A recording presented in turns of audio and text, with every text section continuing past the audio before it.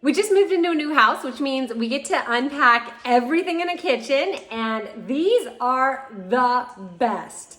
So let me show you an empty drawer and what this does to make such a difference. Okay, step one is to safely open the long dividers.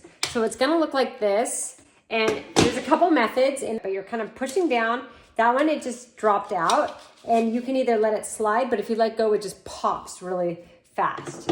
So make sure you kind of keep your finger on it. Here, we'll do this one. So really easy, spring loaded right there.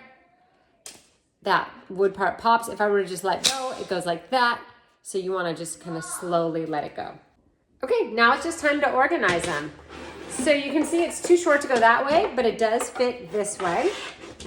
And because it has that nice spring load, you just create whatever size you want. So you can start thinking like, what do I want here? What kind of utensils, how much space, and everything you do can change.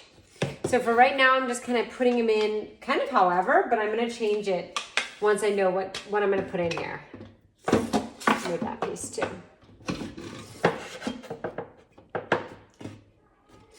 And then we have these longer pieces as well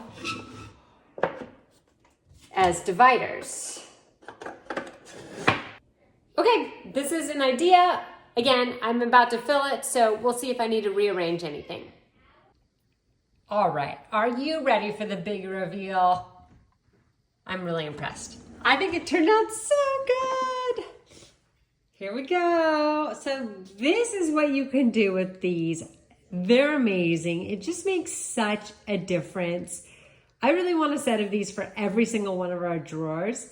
And if you don't have them yet, you got to get them right now. You are going to absolutely love how organized your drawers look.